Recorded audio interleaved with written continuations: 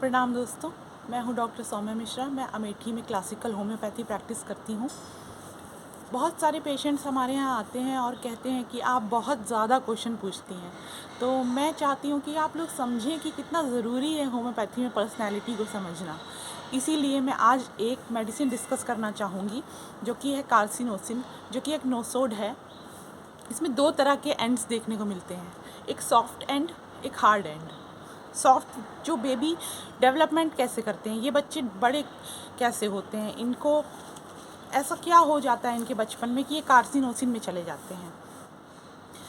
देखिए, इसमें दो एंड्स देखने को मिलते हैं। एक सॉफ्ट एंड है जिसमें लव सिंपैथी, जो जो सॉफ्ट वाला बेबी होगा, जिसका नेचर थोड़ा सा सॉफ्ट होगा, उसमें लव सिंपैथी, सप्रेशन, सबमिसिवनेस देखने को मिलेगी। और जो हार्ड होंगे उनमें क्रुएलिटी देखने को मिलेगी, जैसे नेट्राम्यूर और स्टेफिजिग्रिया में देखने को मिलती है। सॉफ्ट बच्चे ऐसे डेवलप होते हैं जिनका डेवलपमेंट, क्लासिकल डेवलपमेंट जिनका ओवर एंग्शियस पेरेंट्स से हुआ है।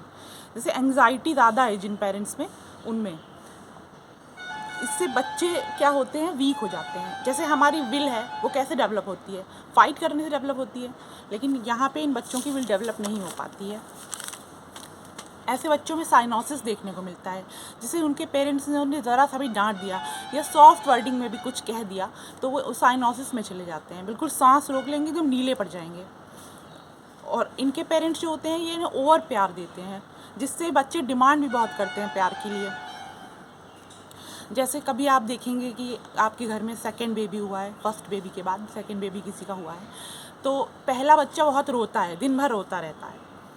तो वो इसलिए रोता है क्योंकि उसे जेलसी है फर्स्ट बेबी से, सेकंड बेबी से सॉरी। नेचुरल डेंजर से जो प्रोटेक्ट करते हैं पेरेंट्स, जिसमें नेचुरल डेंजर से भी जिन बच्चों को प्रोटेक्ट किया जाता है उनके घर में, तो उन बच्चों में भी ये देखने को मिलता है। ये सॉफ्ट पर्सनैलिटी डेवलप हो जाती है उनको बचपन से ही। ह्यूमिलिएशन नहीं झेल पाते हैं ऐसे बच्चे, ज़रा सा भी पनिश नहीं कर सकते आप ऐसे बच्चों को। डिमांडिंग जिनके पेरेंट्स होते हैं, जैसे मतलब पेरेंट्स दे तो रहे हैं सपोर्ट, लेकिन कह रहे हैं कि आप हमें बदले में बेटा इतने मार्क्स लाने ही हैं आपको, नहीं तो आपकी पिटाई होगी या जो भी होगा। इग्निशिया नेट्राम्यूर को जैसे सपोर्ट नहीं मिलता है अपने घर वालों से, अपने पेरेंट्स से, कंडीशनल लव मिलता है। कार्सिनोसिन का जो सॉफ्ट पार्ट बेबी होता है, उसको कंडीशनल लव मिलता है पेरेंट्स से। पनिश भी करते हैं, अगर ये जो पेरेंट्स होते हैं अपने बच्चों को पनिश भी करते हैं, जैसे उनकी डिमांड पूरी नहीं हुई, जैसे बच्चा उतने मार्क्स नहीं ला पाया जितने पेरेंट्स ने बोले थे, तो वो उसे पनिश भी करते हैं। जो ऐसे बच्चे देखने को मिलेंगे जिनको बहुत अर्ली एज से जिम्मेदारी दे दी गई, फोर्सफुली ढाल दिया गया है जिन्हें। Non violent maturity, precocious, criticism नहीं झेल पाते हैं बच्चे, सबमिसिव होते हैं ऐसे बच्चे अपने को एक्सप्रेस नहीं कर पाते हैं। इनमें एक बहुत अच्छा सिम्टम देखने को मिलता है, ये थंडर स्टॉर्म में बहुत खुश फील करते हैं, बहुत चेयरफुल रहते हैं। घंटों एनिमल्स की केयर कर सकते हैं, घंटों कई दिनों तक ये पहाड़ों में रह सकते हैं, जंगलों में रह सकते हैं सॉरी।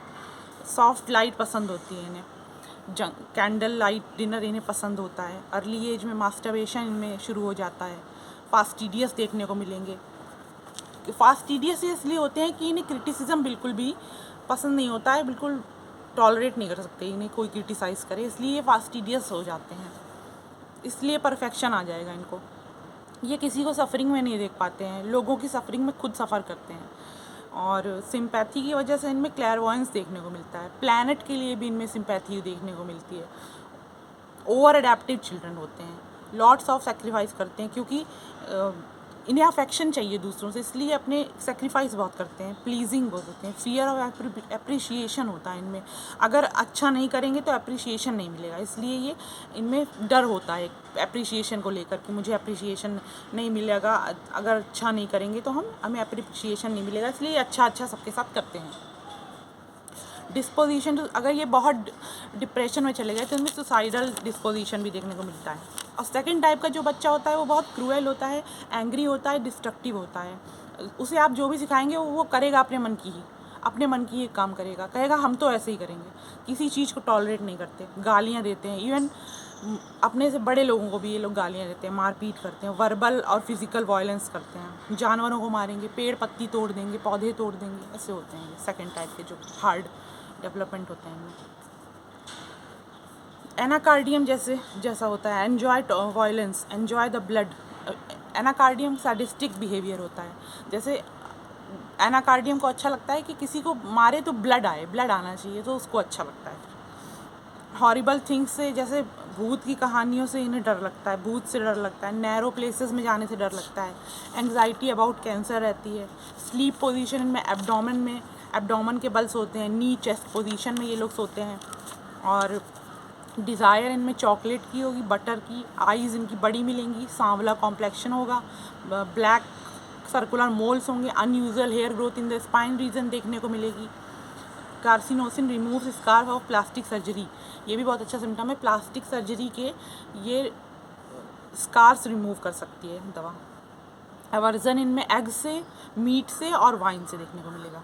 टॉकिंग इनमें एमलरेट करती है, जैसे नेट्रोमेयर को टॉकिंग एमलरेट करती है, इनमें भी टॉकिंग एमलरेट करती है। स्किन अपनी खाते रहते हैं, यहाँ की स्किन को खाते रहते हैं। डांसिंग से इन्हें एमलरेशन देखने को मिलता है, वाइल्ड तरीके का डांस से इनको एमलरेशन देखने को मिलता है। रिदमिक डांस से किसको मिलता है? सीपिया को। मेरी बातों को इतने ध्यान से सुनने के लिए धन्यवाद।